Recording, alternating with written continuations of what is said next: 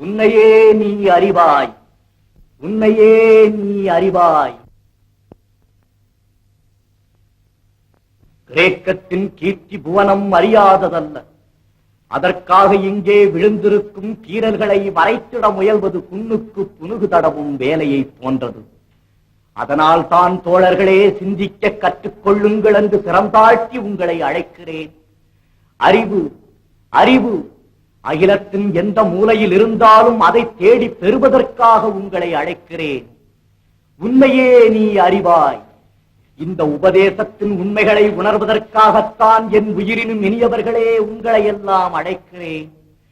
ஏற்றமிகு Athens நகரத்து எழில்மிக்க வாலிபர்களே, நாட்டமெடுத்த சமுதாயத்தில் நறுமணம் கமழ்விக்க இதோ சாக்ரடீஸ் அழைக்கிறேன். ஓடி வாருங்கள், ஓடி வாருங்கள்.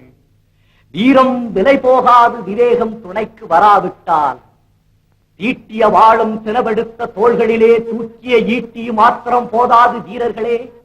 இதோ நான் தரும் அறிவாயுதத்தையும் எடுத்துக் கொள்ளுங்கள். அறிவாயுதம், அறிவாயுதம் அகிலத்தின் அணையாத ஜோதி.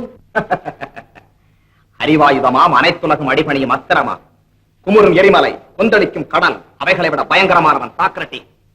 அவன் தரும் அறிவாயுதம் கிரேக்கத்திலே தயாராகுமானால் நாமெல்லாம் தலை தூக்கவே முடியாது. அனிட்டஸ், என்ன சொல்லுகிறேன்? மிலிட்டஸ், நாம் கீரிய கோட்டை தாண்டாத கிரேக்க மக்களுக்கு அந்த கிழவன் அறிவுக்கண் வழங்குவதற்கு அவனை நாம் அழித்து விட வேண்டும். ஆமாம், அதுதான் சரி. சாக்ரடீஸ், நீ கைது செய்யப்படுகிறாய்.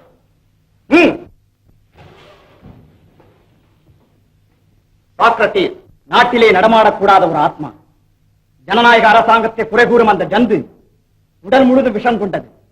கேட்டார் பிணிக்கும் சொற்களால், கேளாரும் வேட்புமொழியும் வார்த்தைகளால், கேடுமொழியும் கருத்துக்களை அள்ளி வழங்கி அரசாங்கத்துக்கு விரோதமாக, ஆண்டவனுக்கு விரோதமாக, சட்டத்துக்கு விரோதமாக இளைஞர்களை தூண்டிவிடும் இழிகுண கிழவன். என்ன சிரிப்பு, என்ன காரணம்? ஒன்றுமில்லை தலைவா, ஒன்றுமில்லை. ஆத்திரத்திலே அனிட்டஸ் தன்னை மறந்து என்னை பார்த்து கிழவன் என்று கேலி செய்கிறான், கேலி செய்கிறான். அதை நினைத்தேன், சிரித்தேன். கடல் நுரை போல் நரைத்து விட்ட தலை எனக்கும் அனிட்டஸுக்கும் இல்லையா சபையோர்களே? என்ன அனிட்டஸ், உண்மைதானே? சாக்ரடீஸ், வழக்கும் விசாரணையும் உங்கள் இருவரின் தலையை பற்றி அல்ல, அதை ஞாபகப்படுத்த விரும்புகிறேன். மிகவும் நன்றி மெலிட்டஸ், மிகவும் நன்றி. ஆனால் ஒன்று, எண்சான் உடம்புக்கு தலையே பிரதானம் போல் இந்த வழக்கிற்கும் தலைதான் பிரதானம். என் தலையிலே இருந்து சுடர்விட்டு கிளம்பும் அறிவு, அதை அழிக்க கவிஞனாகிய உன் தலையிலே இருந்து புறப்படும் அர்த்தமற்ற கற்பனைகள், அரசியல்வாதி அனிட்டஸின் தலையிலே இருந்து பீரிட்டெழும் அதிகார ஆணவம், இந்த மூன்றுக்கும் இடையே நடக்கும் மும்முனை போராட்டம், அதன் விளைவுதான் மெலிட்டஸ் இந்த வழக்கு. பார்த்தீர்களா? சட்டத்தையும் சபையையும் அவமதிக்கிறான். இப்படித்தான் இளைஞர்களை எல்லாம் கெடுத்தான். ஒரு கிழவன் எப்படியப்பா இளைஞர்களை கெடுக்க முடியும்? நான் என்ன வாலிபருக்கு வலை வீசும் விலை மாதா, பருவ விருந்தளிக்கும் பாவையா? மாதரிடம் இல்லாத மயக்கு மொழி, வாலிபருக்கு வலை வீசும் மனிதையரும் பெற்றிடாத வசீகர சொல்லலங்காரம், வார்த்தை ஜாலம், அடுக்கு தொடர், இப்படி பல மாயங்கள் கற்றவர் நீர். மந்திரவாதி என்று கூட சொல்லுவாய்.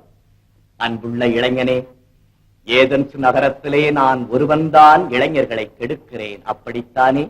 ஆமாம். நீ கெடுக்கவில்லை? இல்லை. அனிட்டஸ்? இல்லை. சிற்பிலைகன்? இல்லை. இந்த நீதிபதி? இல்லை. யாருமே இளைஞர்களை கெடுக்கவில்லை. எல்லோருமே இளைஞர்களுக்கு நன்மையே செய்கிறார்கள், என்னை தவிர, அப்படித்தானே? ஆமாம், ஆமாம்.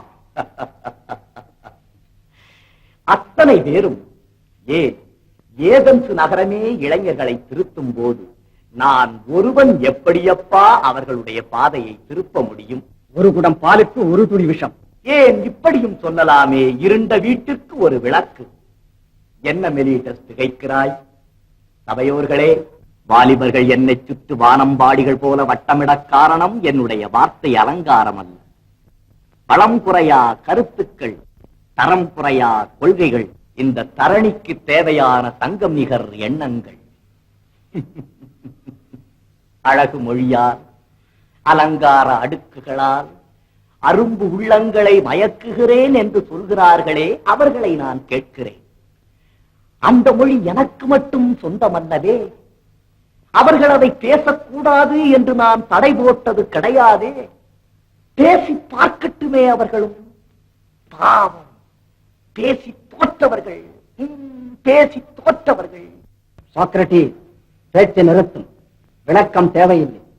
இந்த நீதிமன்றத்தின் அதிகப்படியான உறுப்பினர்களின் வாக்களிப்பின்படி நீ விஷம் சாப்பிட்டு மரண தண்டனைக்கு ஆளாக வேண்டும் என்று தீர்ப்பளி. பார்த்தாயா, பயனற்ற தத்துவ விசாரணையில் காலத்தை கழிக்கிறேன், வீண்வாதம் புரிந்து தொல்லைப்படுகிறேன் என்றெல்லாம் கோபித்துக் கொண்டாயே. இப்போது பார், உனது கணவன் அகிலம் புகழும் வீரனாக, தேசம் புகழும் தியாகியாக மாறிவிட்டான். அன்புள்ளையை சேர்ந்துவி, நீ மிகவும் பாக்கியசாலி. பணபலம், படைபலம், அத்தனை பலத்தையும் எதிர்த்து நின்று யாருக்குமே பணியாத பெருமையோடு கடைசியாக விழிகளை மூடப்போகும் இந்த கர்ம வீரனுக்கு நீ மனைவி.